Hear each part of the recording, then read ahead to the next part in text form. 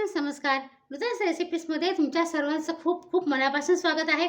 तर फ्रेंड्स, आज आपण वांगी आणि मटारची भाजी करणार आहोत. वांगी आणि मटारची भाजी सगळेजण करतात, पण एकदम सोपी आहे. मी माझ्या पद्धतीने तुम्हाला दाखवते की मी कशी करते आहे. खूप छान लागते, टेस्टी लागते. चपातीबरोबर, भाकरीबरोबर खूप छान लागते. नक्की तुम्ही ट्राय करा. तर त्याच्यासाठी ना मी 3 वांगी घेतलेली आहे. तुम्ही तुमच्या फॅमिलीप्रमाणे तुम्ही घेऊ शकता, कमी जास्त. आणि वांगी मटारबरोबर तुम्ही बटाटे पण घेऊ शकता, पण मी बटाटा नाही घेतलेला आहे. तर आता काय करायचं, हे वांगं आहे ना, फक्त हे शेपूट जे असतं ना वांग्याचं, ते काढून टाकायचं.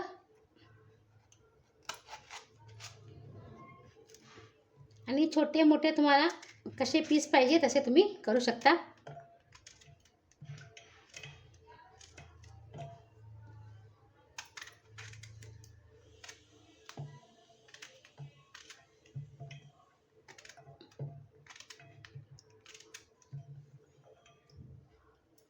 आणि वांगी पाण्यातच ठेवायची, नाही तर काळी पडतात. मी अशी हिरवी वांगी घेतली आहे. तुम्ही काळी वांगी पण घेऊ शकता, कोणती वांगी तुम्ही घेऊ शकता. लांबडी असतात, लांबट वांगी ती पण घेऊ शकता, काळी गोल वांगी पण घेऊ शकता. आता वांगी सगळी मी कापून ठेवलेली आहे.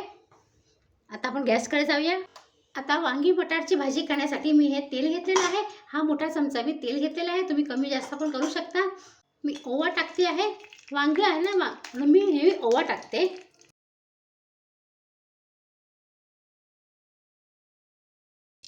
मोठा चमचा भरून आलं लसूण पेस्ट ॲड करते आहे.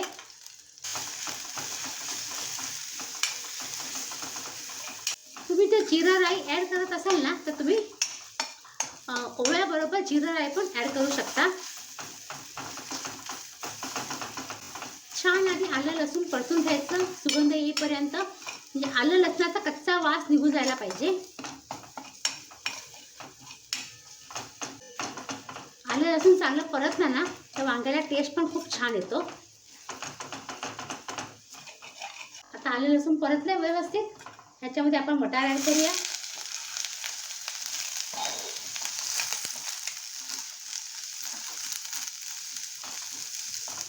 तुम्ही जर कांदा ॲड करत असाल तर ह्याच्यात कांदा आपण आलं लसूण परतलं ना, त्याच्या आधी तुम्ही कांदे ॲड करू शकता, पण मी कांद्याशिवायची करते आहे. आणि आता ही वांगी ॲड करूया.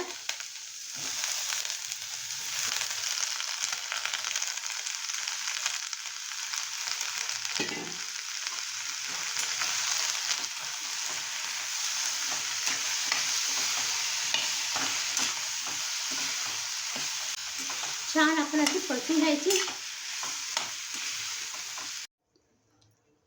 हा जो कप आहे ना, तुम्ही अर्धा कप मी पाणी याच्यामध्ये ओतलेलं आहे.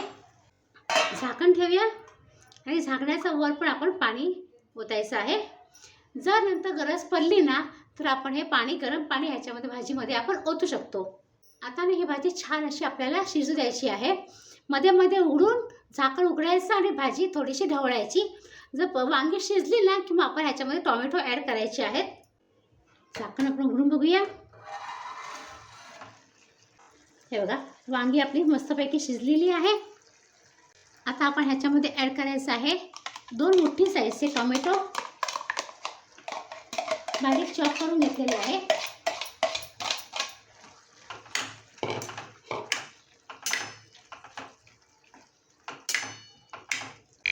टोमॅटो ॲड केल्यावर आपण ॲड करायचं आहे मीठ स्वादाप्रमाणे, हळद पावडर, लाल मिरची पावडर, धना जिरा पावडर, गरम मसाला.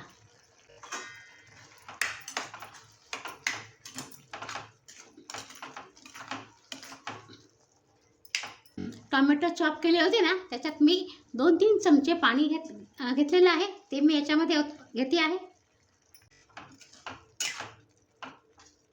तुम्हाला आवडत असेल तर ह्याच्यामध्ये ना शेंगदाण्याचं कूट पण ॲड करू शकता. आणि परत झाकण ठेवते आहे आणि 2 मिनिटभर शिजू द्यायचं आपल्याला. असं तर आपला वांग शिजलेलं आहे. फक्त मसाला आपण जो ॲड केला आहे ना, तो व्यवस्थित आपल्याला संपूर्ण भाजीमध्ये शिजवून घ्यायचा आहे.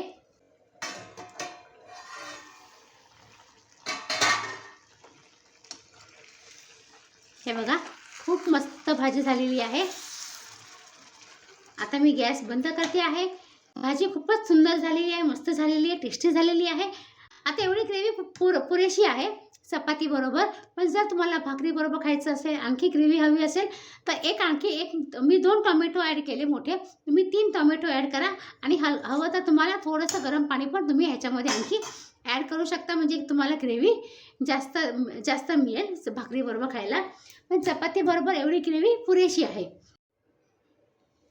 तर फ्रेंड्स, हे बघा छान मस्त अगदी चमचमीत अशी आपली वांगी आणि मटारची भाजी तयार झालेली आहे. मी मगाशी सांगितल्याप्रमाणे तुम्ही ह्याच्यामध्ये बटाटा पण ॲड करू शकता, फ्लॉवर पण ॲड करू शकता. खूप भारी लागते अशी भाजी केल्यावर. चपातीबरोबर खायला तर खूपच छान लागते. तुम्ही नक्की ट्राय करा. पुरीबरोबर, चपातीबरोबर खूप छान लागते. आणि जर तुम्हाला थोडीशी गोड आवडत असेल ना, तर ह्याच्यामध्ये थोडंसं गूळ पण ॲड करू शकता. जास्त नाही, गूळ किंवा चिमूटभर साखर, नाहीतर मग गूळ पण ॲड करू शकता. जाम भारी टेस्ट येतो. तर फ्रेंड्स, मला ही रेसिपी कशी वाटली नक्की कमेंट करा. आणि जर रेसिपी आवडली तर प्लीज तुमच्याच रेसिपीजला लाईक करा, शेअर करू शकता तुमच्या फ्रेंड सर्कलमध्ये, तुमच्या रिलेटिव्समध्ये. आणि प्लीज सबस्क्राईब करा. सबस्क्राईब करताना बेल आयकन नक्की प्रेस करा. त्याच्याने मी जी पण काही छान छान सुंदर सुंदर हेल्दी रेसिपी अपलोड करते आपल्या चॅनलवरती, त्याचं नोटिफिकेशन तुम्हाला लवकरात लवकर मिळेल. आणि हे फ्री आहे. तर चला फ्रेंड्स, आता आपण पुन्हा भेटूया अशाच छान छान सुंदर सुंदर हेल्दी रेसिपीसह. तोपर्यंत बाय बाय. आणि हा व्हिडिओ पूर्ण पाहिल्याबद्दल तुमचा खूप खूप धन्यवाद.